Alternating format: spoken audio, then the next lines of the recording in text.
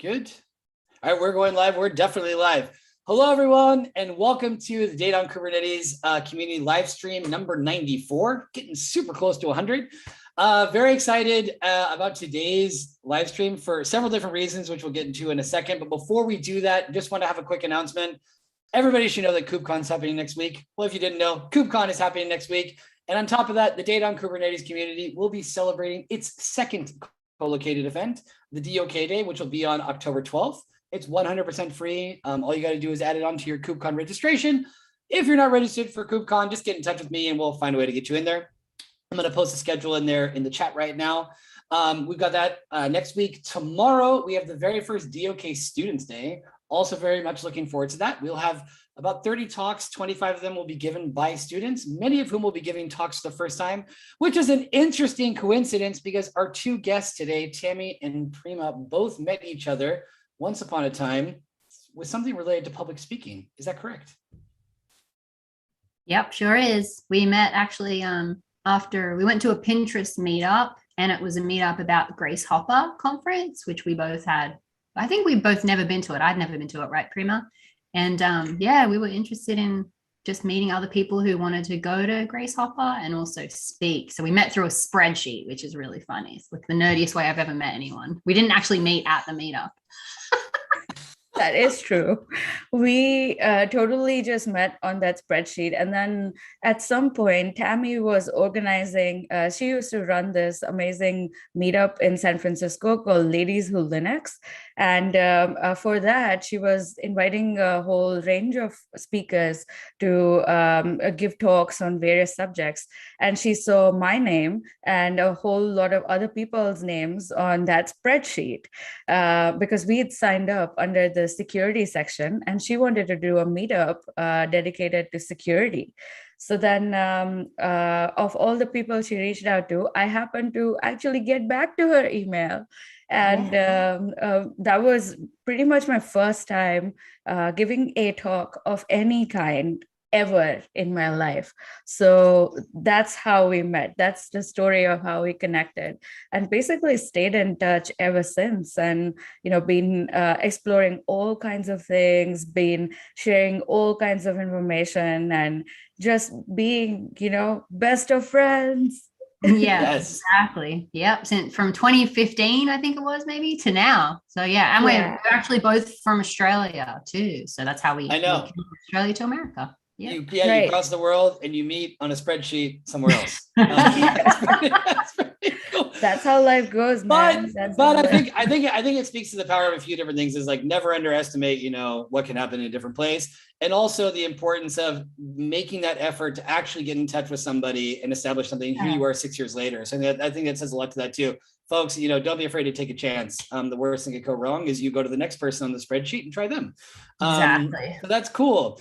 You may have noticed, for the audience, you may have noticed that in Tammy's bio, she's got obviously a lot of stuff there, but I want to touch on a couple of things. Is that you, in terms of your free time, and I don't know when you have free time, given all the other stuff you're doing, but in your free time, that you enjoy, you know, I think it's surfing, is it snowboarding or skiing? Because that's a very snowboarding. Okay, yeah, you can really offend somebody very quickly. Also skateboarding, or I just see okay, because I've seen some of your live streams wearing Thrasher gear, so I was like, okay. Yeah. I like many people from California, I had a skating phase that ended abruptly at the age of 14 when I broke my wrist skateboarding. From then on, it was kind of prohibited. But I'm just kind of curious. You are from Australia, so that does kind of go along with that naturally. But what I would like to know, and Prima, don't worry, you're going to be next, is for both of you, is how you can relate these things that you do in your free time to your work. You know, because Tammy, you are very much an SRE working at Gremlin. How do those two things kind of interact with each other? And if you can as well too, you also mentioned that you really like hardcore punk. How does that play a role? Yeah, definitely. So I think I've always loved extreme sports, and I started to do them when I was pretty young. You know, I got my first skateboard when I was maybe like 6 years old or something from my grandma, like awesome grandma. It's like a pink skateboard. And ever ever since then, I've just loved all sports. Like since I moved to, I live in Florida now, and I got a stand-up paddleboard. That's like way less extreme, but I also jet ski a lot too. And yeah, like, jet skiing in the ocean is actually pretty scary between like giant boats for like cruise ships. So yeah, it's actually pretty intense through massive like 6-foot waves. But I've done that, and it is so fun. And I think like, big thing of my life is like I've always just enjoyed having fun. Like that's a big thing about me. And I think work should be fun and life should be fun, and you should be able to work with great people that you have fun with and meet awesome people in tech that you have fun with. And I just like really believe that. That's how I live my life. And so, yeah, like I was always inspired by like, how can I find something really like engaging and interesting to do when I'm working in tech? And that really led me to, I worked in both security, but also site reliability engineering. So I love this talk that we're coming together to talk about both. And I just, I definitely thrive. Like I'm able to be calm amidst chaos, which is something you have to do for extreme sports. Like I used to, ollie down huge sets of stairs, and I actually got sponsored for a while skateboarding when I was 19. And so, yeah, that's the whole extreme sports side. It helps me be calm, but also to learn new skills. And that's a big thing that you have to do when you're learning sports, is you're always trying to improve your skills, your craft. And I do that in tech as well, because everything's always changing. You want to get better and better. And then with punk and metal, I just always love the community behind it, like being able to meet other people that love the same music as you, that just have a great time. I just went to a 4-day music festival, Louder Than Life, and saw all these cool bands like Pennywise, Metallica, like Judas Priest, and it was amazing. And everyone was so friendly. Everyone just came up to me, chatting to me. So I love that about tech too, the community. So really great to be here with everyone today. Like I hope to connect with you. Like, please, like, add me on LinkedIn. Happy to meet you. And, it's fun. Like, I'm so glad I sent that email to Prima to be like, hey, like, we should hang out, and we've been friends ever since. Yeah, no, it's true. I think, and a couple of things here is as you mentioned, like for anybody that's tried skateboarding, but by extension, surfing and snowboarding, like there is a margin of error that hurts. Like you're going to fall, and and the only thing you can do is get right back up. And you can apply that to work in so many ways is, if you want to use the sort of slogan, pain is weakness leaving the body, or better yet, doing retros and then applying those learnings to the future. I think there's a lot to be said for that. And also the element of community. I think that's a really strong point that was mentioned in a live stream we had about 2 weeks ago, where someone said, don't make Kubernetes a technical problem, make it a problem that has a human answer. So make it a community thing, like get involved with other folks that are going to be there to support you. And whether it's going to a music festival, or I think that's the thing is, as much as we can involve a music festival atmosphere in these sort of technical communities, I think it's just much more enjoyable. So I completely agree that there shouldn't be a distinction between one and the other. Why can't you have fun doing both?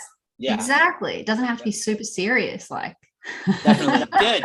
All right, Prima, you're up. So can you tell us a little bit more about yourself in terms of things that you like to do in your free time and how you can relate that to your work in security?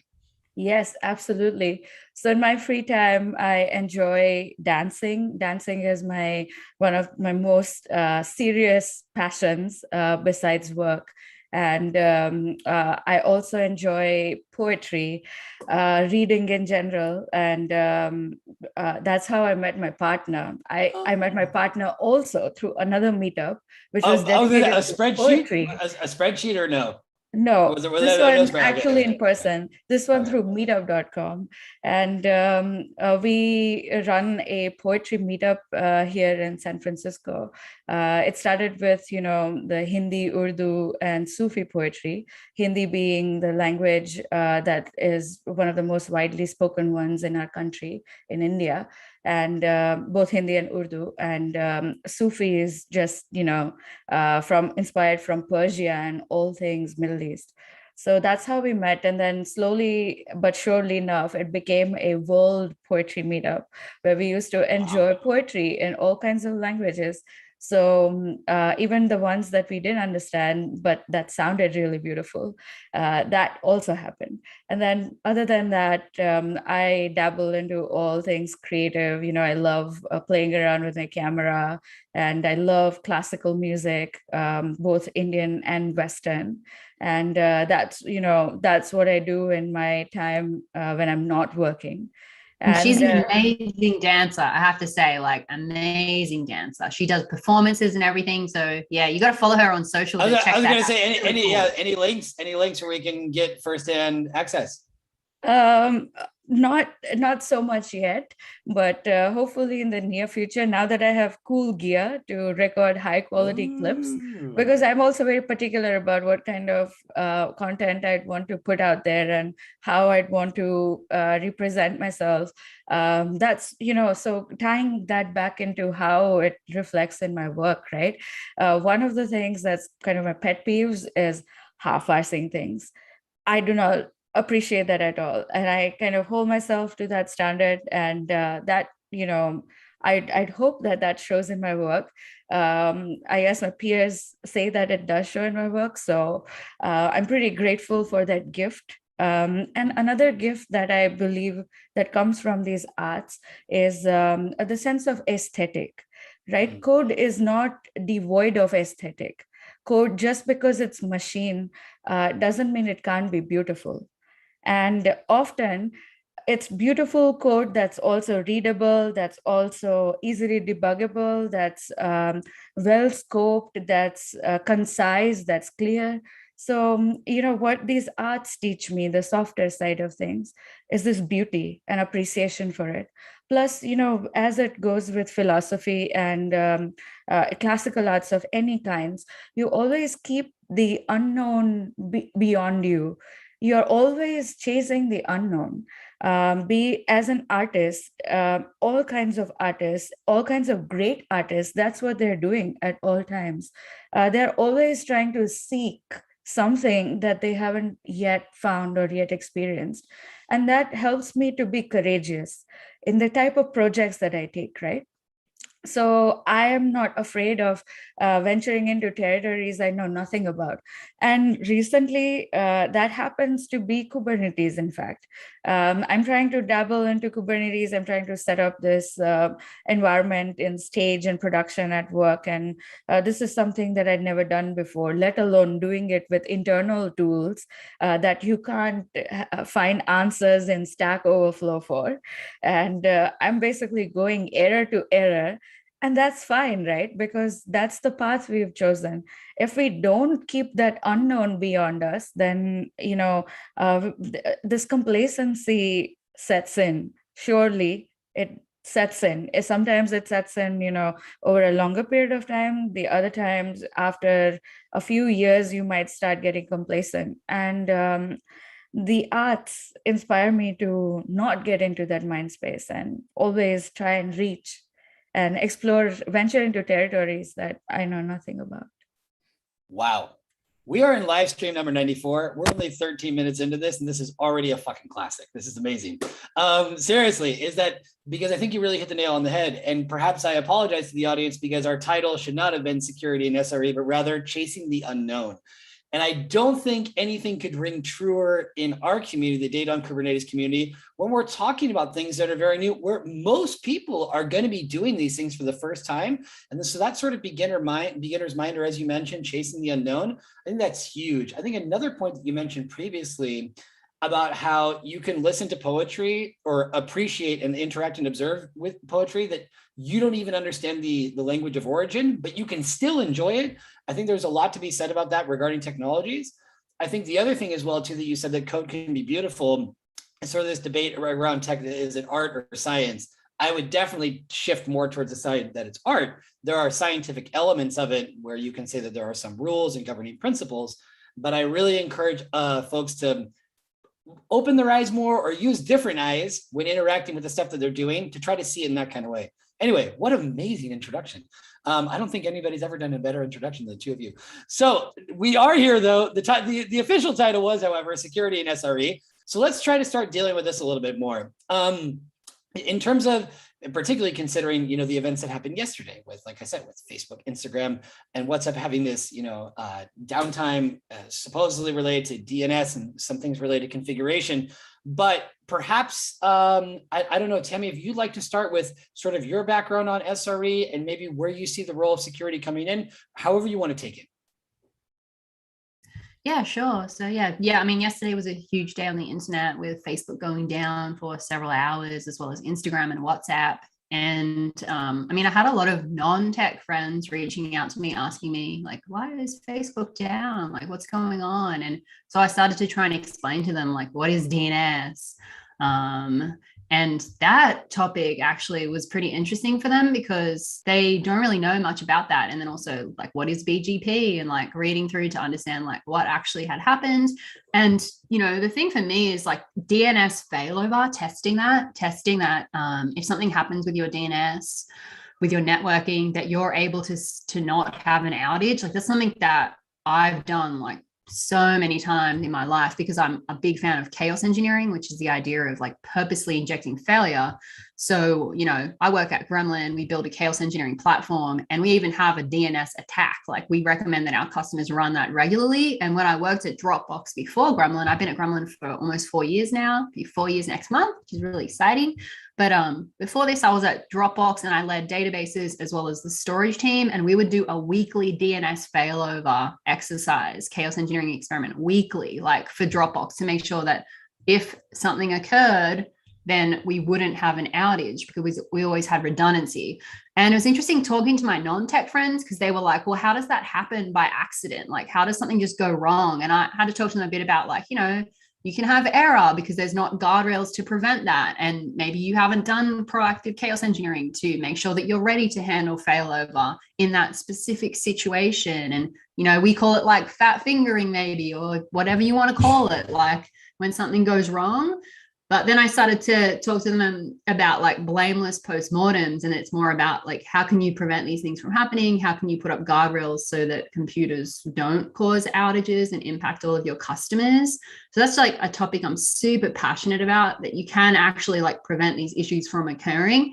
And also like, I'm definitely noticing that the world, like I try to tell my friends about blameless postmortems. They were just like, what are you even talking about, Tammy? That's some sort of like, you go to a meditation camp to come up with this topic. Like they are not okay with the fact that we just say, oh, it's blameless, it happens. Like they're like, no, like this needs to be up and running. Like I depend on this. Imagine how many people are using that to communicate with their family day to day, like as their sole messaging app or their friends.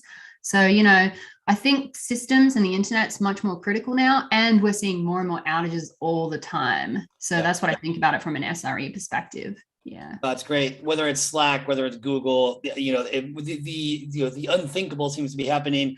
I really like what you mentioned as well too regarding the blameless postmortems. We had a great live stream about a month ago with someone who's in the CRE team, the customer reliability engineering team at Google, who was talking about blameless postmortems. Because in these moments, everyone's expecting like, so who's going to be the scapegoat? Who's going to have to resign? But the thing is here is not looking at a personal failure, but looking where in the system does this need to be corrected in order to prevent them from happening in the future. And I think that's something that a lot of folks in any organization can learn from, so as not to, come running with the knives out, looking for someone to start attacking, and rather thinking, okay, what can be done to prevent this in the future? Yeah, exactly. Yeah, no, but sorry, go ahead. But I also want to know a little bit further. Chaos engineering, working deeply within Gremlin, and congratulations on, about to be finishing 4 years there. Do you feel, I have no idea, statistically speaking, what percentage of organizations have that built in? Have chaos engineering built in, or practicing chaos engineering? It's still a very new, actually a new practice, a new area for folks to like explore. So, chaos engineering, I'm sure many of you listening have heard of Chaos Monkey, which was created by Netflix. This is like back like actually 10 years ago now. I think this year is the 10-year anniversary.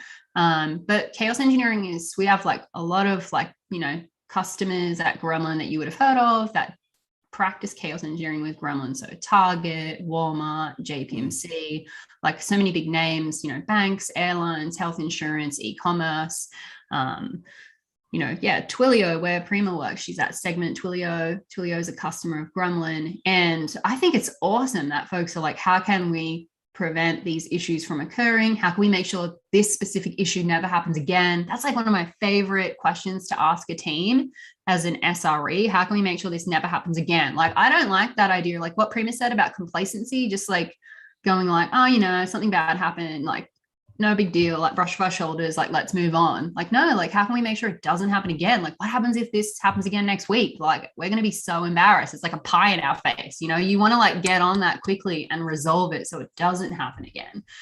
That's just my type of personality.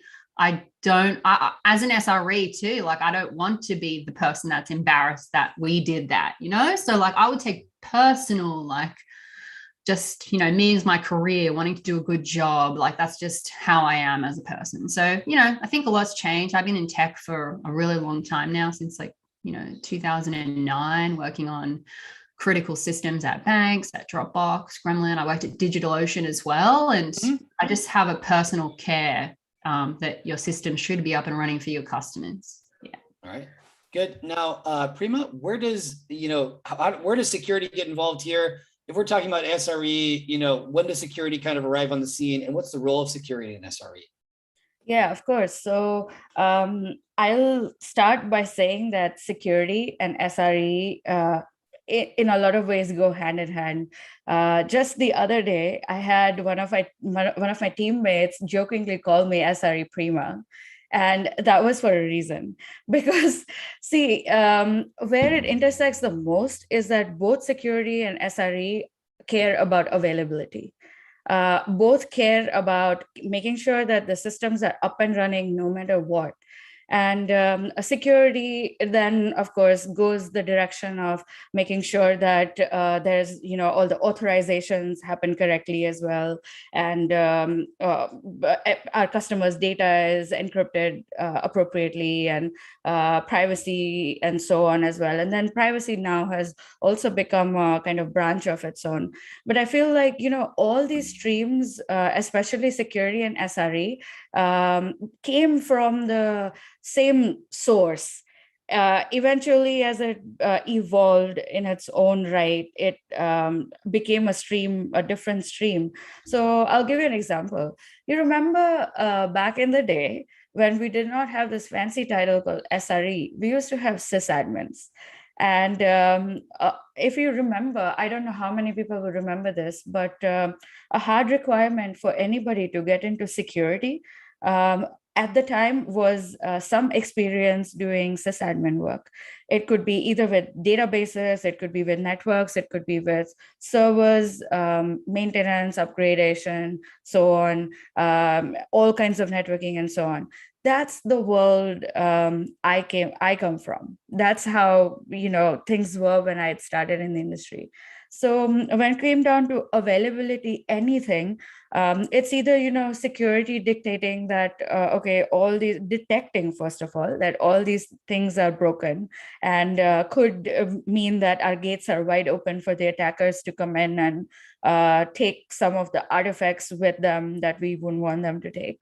And often the fixes would be something that we'd then have to take to the SRE and say, hey, look, these are the problems we've found, and these are the ways in which we can fix these, but we can't do it ourselves. Can you please help us do it? Or can you please drive this? Or can you please give us access to your systems? That, you know, happens fairly rarely now. But that's how the two intersect. When it comes down to domain everything, you know, DNS everything, domain takeovers, like Tammy would know, are one of the biggest risks if your domains don't have appropriately assigned owners and so on. I could claim that I own your domain. I could claim that I own facebook.com, and the certificate issuing authority would, you know, probably give me a certificate for it. If I'm able to fake it well enough, I'd be able to do all kinds of things with it. So yeah, that's definitely a big risk, that both reliability wise and security wise, it's a big enough risk. And this is something that SREs and security has to come together on, you know, solving as well. And if you like, I can, you know, get into some of the questions that I have for Tammy now as well, around that, right? Yeah. Because I think it would be really great to know her perspective on some of these things. So, I am really curious talking about how, SRE and security kind of go hand in hand. I'm curious, what inspired Tammy to switch from malware analysis and security to SRE back in the day? So for a lot of people who may not know, Tammy used to work for a major bank in Australia, and she started her career in security. And now she does all things SRE. And so how and why the transition happened? Yeah. So when I was doing that work, it was so exciting and interesting. And like I said earlier, I love to learn new things. And I had a pretty cool opportunity where I was doing automated malware analysis. So I was writing all of the code to analyze malware that we were capturing that was targeting banks to understand more about it. And then also I was doing phishing takedowns. That was really interesting too. And I was in that role because I had done this program that was like a rotational program straight out of university. So I could rotate through different departments. And I applied to work in the security engineering team. I went there, went for my interview, got the role. And it was like super awesome, great team. I worked with all these ex-detectives from the Australian police force, like really senior. And I learned so much from them, like working with them. It was amazing. Like, I mean, I'll never forget it. We also did like forensics, computer forensics.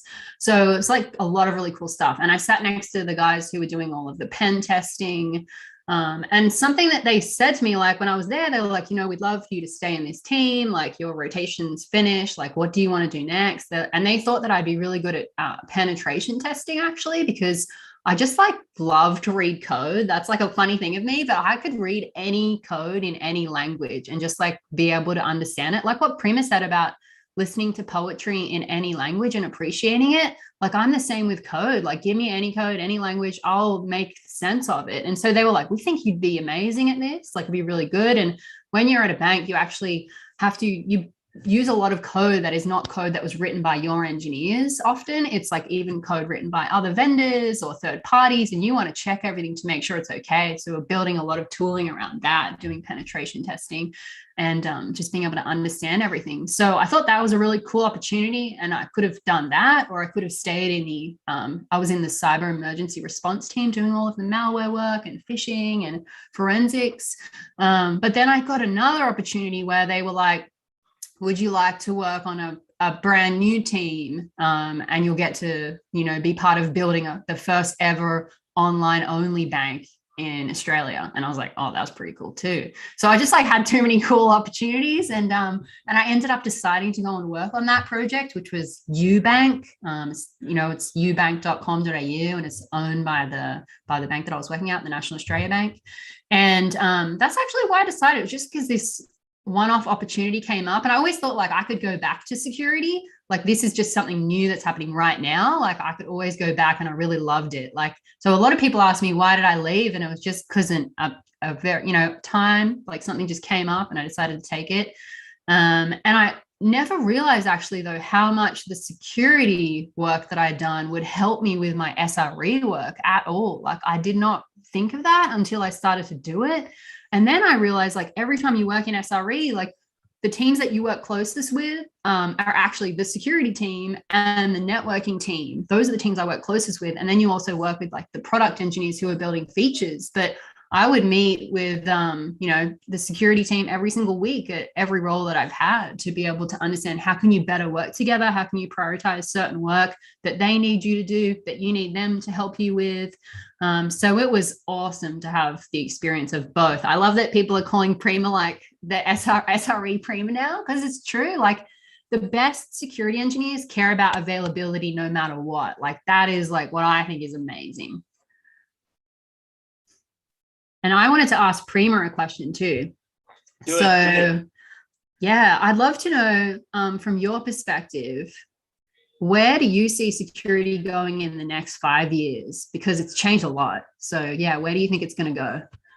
Yeah, so I'll start by kind of giving you an overview of what the past look like in order to better understand what the future may look like. Because often, in order to understand future trends, you often have to look back in history, right? Because I feel like a lot of these things are a lot of the trends of all kinds, be it fashion, be it art, be it computer science, they're all very cyclic in the sense that A happens, then people realize all these problems with A, then they do B, then they go too much into B, then they realize all these problems with B, and they go back to A again in just a slightly different way. So that tends to happen a lot. The direction in which I see security going in the future is basically, a lot more hands-on DevOpsy, very heavy into coding as well. So here is what happened, right? There was around the time when I was getting into the industry. As I mentioned earlier, there was, in some ways, it was like an unsaid requirement that anybody who tries to be a security engineer knows these basic things about networking, about databases, about systems. So in some ways, they at least have to be a level 1 sysadmin type of person before they can even inject themselves in security, because security is such a broad specialty that in order to be able to secure any infrastructure well, you need to be able to know so many different components of it, and you don't need to know it from on a scale of 100 to 0 to 100. You may not need to know it at a 99 that a full-time sysadmin needs to know it, but you at least need to know it at a 60 or 65, and that was the trend. Then what happened was, in between somewhere, security became very analytics or analysis heavy, where a lot of the security engineers were no longer required to be so hands-on, and weren't required to write a lot of code, or rather any code, other than maybe the firewall rules that you'd put in place, or routing rules that you'd put in place, and so on. That too, often that would be done by the networking team. And that became that was a phase that lasted for a couple of years, and that is actually very evident, I feel, from my personal GitHub history. If you'll see, in the last couple of years, the amount of time, my amount of commits have gone high up, like so much, whereas in between there was a phase where there was like nothing. Even if I wanted to get into hardcore the actual engineering practices in security, I couldn't, because that wasn't required, because the industry was working more on maturing the response processes, we're working more on the ability to get like good third-party penetration tests done, so that we can then ensure that we fix all those gaps, and so on and so forth. Plus, another trend that kind of came into the picture was all things cloud, right? So when I started in the industry, I used to work on bare metal, securing the bare metal devices. I've even done racking and stacking of firewalls. I've gone to a physical data center and stacked firewalls in there, and so on. And that was very much a thing. But with the popularity of AWS, and as it became more widely adopted by the industry, the smaller players, people who are just getting into startups, started hosting all their things on AWS. And then surely enough, that's become the primary ecosystem that they've been hosting all their things off of.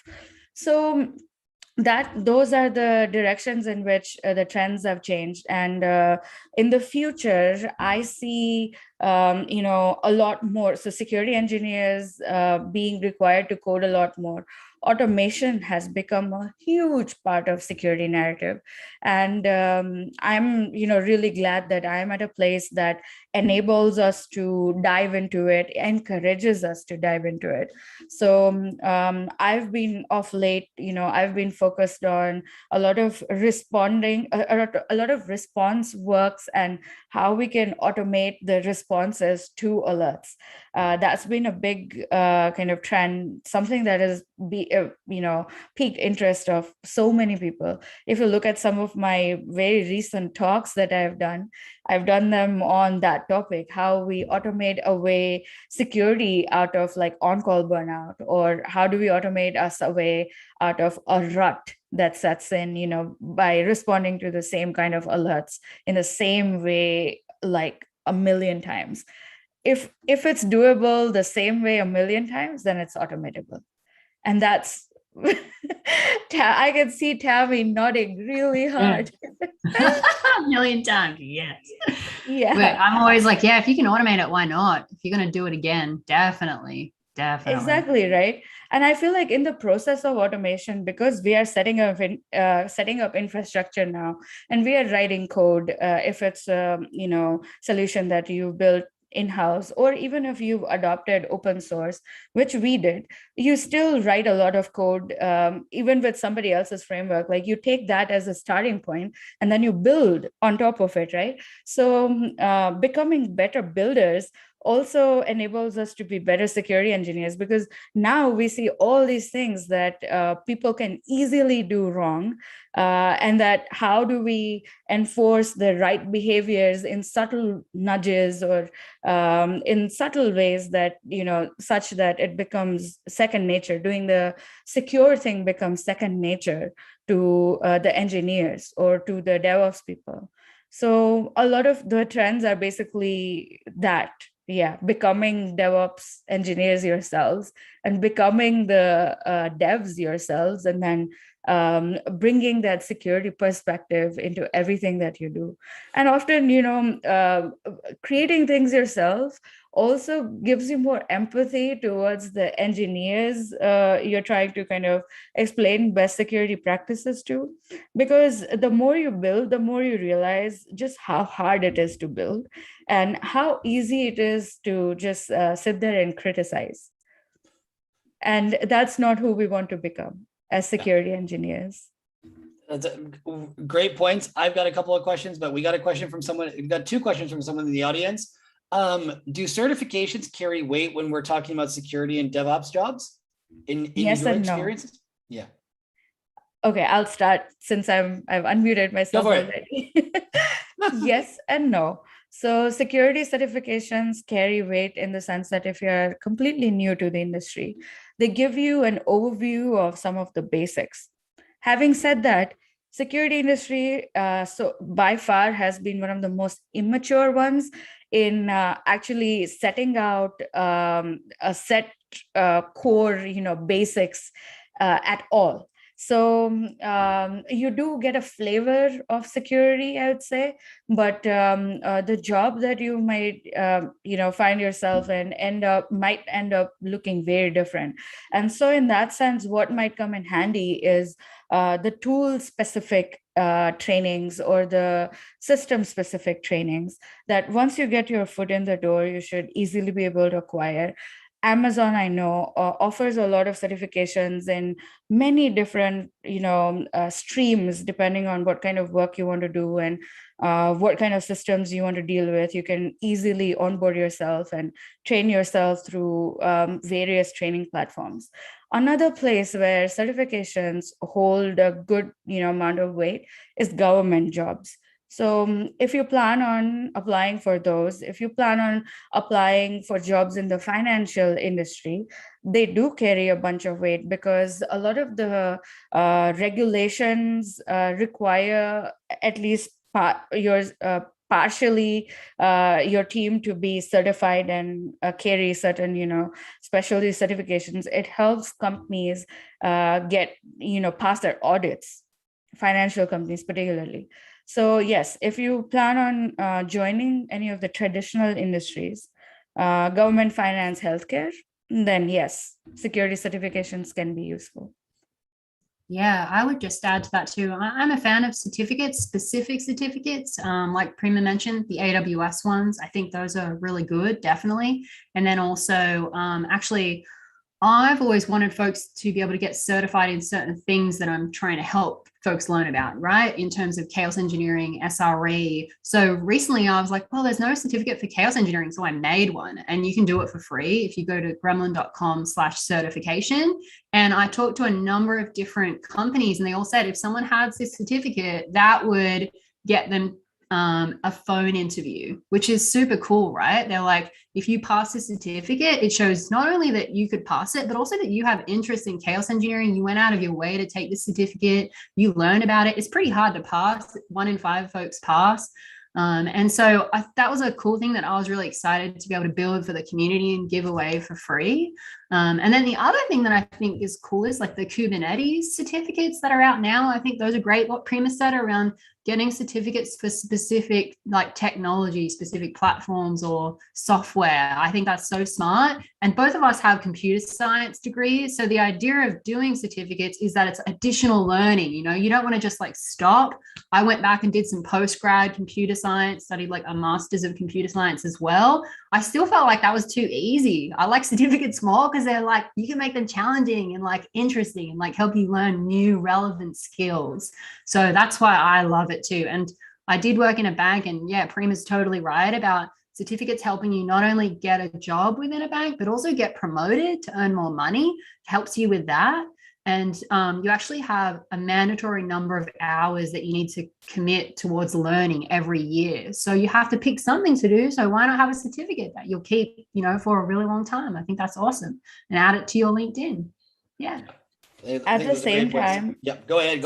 At the same time, I'd say please don't underestimate learning by doing, because that's one of the best ways to learn. Pick a project, set a goal that involves technologies that you want to learn more about, and you'll be surprised just how much you'll be able to learn by trying to build that thing, getting to the end goal, reading 1,000 documents along the way, and reading like so many people, so many views on Stack Overflow on the subject along the way as well. So definitely, if you want structured learning, and if that's more of your jam, go the certificate route. If you're more of, project driven, I want to see how this manifests itself in reality in a real corporate environment, go the learning by doing route. Yeah, and I do both as well. Well, I was just going to say, I think both, can also be accessible depending on how much time you have, but while doing a certification process, that you're directly applying that knowledge to some kind of a project, seeing that how it works on the ground, and also interacting with people directly that, that can relate to that, and help you grow while networking too. And you say, hey, by the way, I'm also getting certified. You never know. So I think long-term, those strategies are always good. Now, a question that I had, because you were kind of touching on this, Prima, and I want this for both of you as well, Tammy, is that what are some of the difficult conversations that both in security and in SRE that you've had to have, and that perhaps maybe you didn't, because so much of this comes down to communication. As much as it's a technical role, is that you have to knock on doors or send emails or, ping people and say, hey, maybe you weren't aware, but we've got these things that we need to take care of. I think so much of that comes down to, if we want to call them soft skills or transversal skills. What are some of the kind of difficult conversations that tend to arise in both security and SRE, or perhaps the two combined? Tammy, I guess maybe if you want to start. Yeah, sure. I was just trying to think, and honestly, I don't feel like I have difficult conversations, but the reason is because I do a lot of work so that when I ask for something that I need help with, it isn't like a difficult issue. I've already done a lot of work to network internally, to meet people that work alongside me. I prefer to work at companies for many, many years so that you get to know people around you. That's just what I love to do. Whenever someone new starts, I always try and sync with them, do like a remote coffee. And I also the cool thing about working at startups is you can know everyone that works at your whole company. I've also worked at huge banks too, but I just use Yammer to try and get to know people so that it didn't feel like it was a cold intro, like, hey, I'm the SRE and I need you to do X. Like, I think people just don't like that. But if it's like, oh, that's my friend Tammy, and like I met her over coffee, and now like 3 weeks later, she needs something for me. And I'm always like, I'll scratch your back, you scratch mine sort of person. Like, let's just help each other out. We're all here for the same reason. We're trying to have a great career and do the right thing. So the difficult conversations, it's never been like that. I would say the most difficult conversation is like, if we've already got a program running to do, like, say, for example, disaster recovery. I remember this, and having folks that are new to the company come in and be like, why do we need to do disaster recovery? And I was like, well, there's like so many reasons, but let's just sit down, like, let's grab some lunch and like, let's chat about it, or let's have a coffee. And I'd be like, because we need to do it for audits. You need to do it to prepare for IPO. Like, you need to do it to make sure that we're reliable. We can't just assume that we are.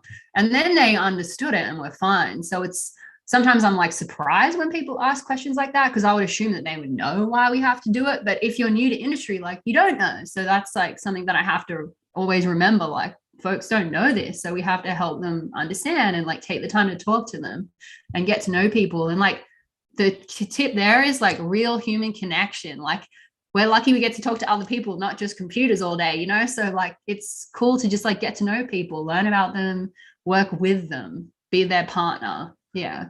Great points. One of the things I always tell people that are curious about participating in whether it's Kubernetes, open source projects, what are the prerequisites? Be friendly. That's what I would say is like, this is number one, like a little bit of kindness goes a long way. And, we want to talk about pay it forward, all that kind of stuff.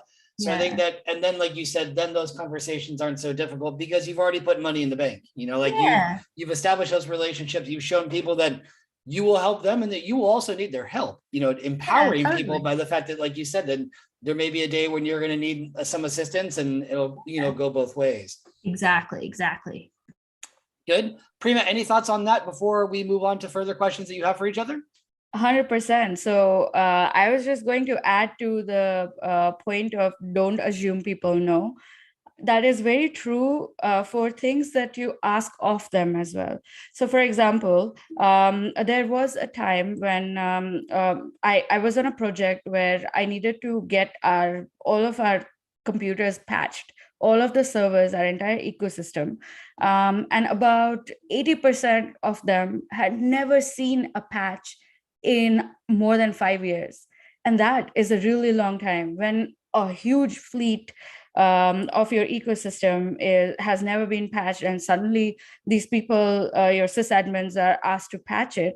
How do you think they react to it, right? There are all kinds of hiccups that come through, and suddenly, they're looking at a mountain and they are utterly confused about how will we ever go about moving this mountain. But if you sit there, help them, and try and make that problem bite-sized, they'll probably be, they might not be able to move the mountain, but they'll be able to move one rock at a time. And before they know it, the mountain has been moved. So that, implementing those type of strategies helps. Plus, there was also a scenario that I experienced where during that patching, this team kept saying that we've applied patches, but I don't know why it's showing up as not patched on your side. And, one of the first things that you do as an engineer in that situation is not just rely on your report and call them lying or whatever. You don't do that. You take the approach of giving them the benefit of the doubt, and then you compare and you see, hey, let's sit down. This is really interesting why it should show up the way it's showing up, differently for you and differently for me.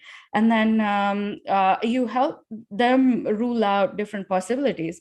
So, I was able to find a root cause for it by sitting down with our engineer, our sysadmin, and we were literally able to, I was like, hey, why don't you open this? Why don't you open that? Let's check this, let's check that. And sure enough, when we looked at some of our install programs, there were 2 versions of the same system that were installed. So the newer version got installed, but the older did not get uninstalled, which is why my report kept saying that the system is not patched, while their report kept saying that they have deployed a patch. Both were right. So yeah, sit down with your engineers and don't assume they know everything. Help them debug. Even if you don't know anything about the system, you might be able to bring a fresh perspective in where you think they might need to look, and that may help them. You never know. So always be open to sit down with people and get hands-on, get your hands dirty. Love that advice. Me too. Further questions that you'd like to ask each other? Go for it. Let's see. One of the questions that I was interested in is, let me see, I wrote one down. What's your advice for folks that want to get into security, like in the next few years? I know a lot of people want to, so yeah. That is, so this is a twofold advice, because this advice is not only for people who want to get into security, but this is also for people who are looking for entry-level engineers. Okay, and I'll start with the latter. People, if you're looking for entry-level engineers, don't make your job requirements such that they need like 10 years of experience and they need to know these systems. Sometimes you may not explicitly say that they need 10 years of experience, but you might say that, oh, you need to be experienced in this, and that. And there's no way an entry-level engineer has experience in all of that. So be careful, be mindful, and look at your job descriptions and look at what you're saying in your JD, and in order to be more inviting for entry-level engineers to come in. Have the right set of expectations in terms of what skills they may or may not be able to bring, and make sure that those expectations are realistic. So that's for the people who are hiring.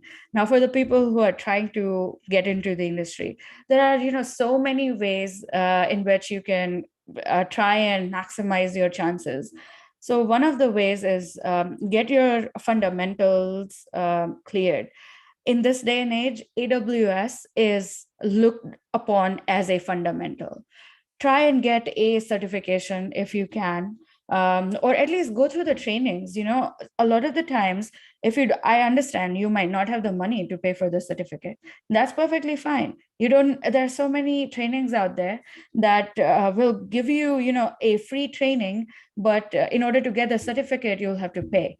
So then don't pay for the certificate. That's fine. Just get through the training and know your basics. That will come in handy. There are so many blogs that people put out there where they have described, how to prepare for a security job interview. Go through them and go through as many of them as possible, because those will help cover so many different grounds and so many different systems and so many different aspects that you may otherwise miss. There's a concept of, in networking, there's the concept of 7 layers. One of the most useful advice that one of my seniors, one of my mentors had given me when I was an entry-level engineer was have the ability to first know all those 7 layers. And then next, have the ability to map different types of attacks to every one of those 7 layers, and have the ability to be able to say, hey, at which layer do you think this attack might be performing, and what can we do, what kind of tools can we implement to protect that particular layer. So have that type of a mindset and approach, and more importantly, be eager to learn with examples. Demonstrate your eagerness to learn. In interviews, always give examples. If you're claiming that I can do X or I have done X, give examples of how you've done it. Or if you're claiming that because you've done X, you can do Y, if you think so, then say that I've done X and this is how it maps to Y. So even though I have not yet done Y, I should be able to do X in this method. That helps the interviewers also understand your kind of abilities to learn things on your own if need be. And that's very important, right? Of course, brush up a little bit on your coding skills. so that you are able to, a lot of the security jobs these days require at least a basic coding skill level. And you can start with Python. Python is one of those languages that has, even Google has published a guideline on kind of Python 101 that tends to be very useful and relatively straightforward. So try your hands on Python. That should help as well. And the last, but one of the most important things is networking. Show up at as many different events as possible, connect with individuals. I know in COVID times, it's so difficult to network, but try and, show up to virtual meetups if and when there are any, like, the data on Kubernetes meetup, right? For example, yeah. Yeah, for example, exactly. Connect with us. If you have specific questions, feel free to, find us on Twitter, find us on LinkedIn. Feel free to send us a message if there's a place where you think you're stuck, or in fact, if you're interested in a particular role at either Tammy's or my company, feel free to link us to the role, send us your resume, tell us you're interested in it, and we should be able to refer you, and hopefully you at least get an interview out of it, right? So find people at the companies you want to work at, and try and approach them by saying, hey, I know you from this XYZ meetup or place, and I was interested in this opportunity. Will you be able to help? And be open to them saying no as well, because not everybody is going to be saying yes. And maximize your chances of getting in by maximizing how many places you interview at. That's one of the sure shot strategies of getting any job in any field. Give 100 interviews, 99 of them may not work out, one will, and that's fine. That's all you need. I think that's a great point. I think that also the previous point of, generally speaking, the best way to get to know a company is if you know somebody who works there, because one thing is what you see on the website or in social media, but to really know how it goes on the day-to-day and the ins and outs, when you actually know somebody, I think that's when you can really get answers to your questions and know if it's going to be the right fit. One thing is if you want a job, but maybe it's not the right place for you based on your values, your interests, or things like that. One question that we had here really quickly, any thoughts on doing capture the flag challenges? Will that help me improving my security skills? It helps improving some skills. It helps improving your hunting skills. It helps, definitely helps in the time of, an event of incident response, because that's literally the time when you are trying to look for artifacts, logs that may not be readily available. And you're trying to look for something very specific, and you may need to get creative in the way you're looking for it. So it certainly helps. As far as the crypto challenges are concerned, in a lot of these CTFs, they are not necessarily directly translatable in security work, but a lot of the other skills that you acquire from it are very much translatable.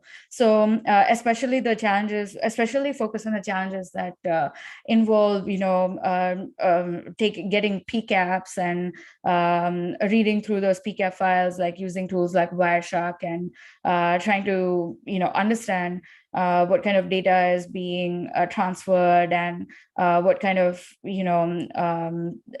like information you need to retrieve from it. So yes, CTFs can be helpful. It also helps make connections with, the companies, people at the companies that are hosting these CTFs. So they help you get noticed. If you do really well in CTFs, a lot of those companies that are hosting it may at least, invite you to give an interview on site in some ways or another. And if you won a CTF and then you are reaching out to the host saying, hey, I'm interested in this particular opportunity, that adds to your credibility, right? So now that person is more likely to consider you for that role and refer you for that role versus somebody else who they haven't seen demonstrating those type of skills in person yet. Okay. One last thing, Prima, do you have another question that you'd like to ask Tammy before we wrap it up? Yes, Okay, good. of Let's course. do it. Yeah. I do. One of the questions that I have for Tammy is, this may be relevant to a lot of the kind of mid-career level people in the community at the moment. That's about switching tracks, you know. There are two ways in which you switch tracks very successfully in your career so far. One is going from a specialty to another, which is, security to SRE.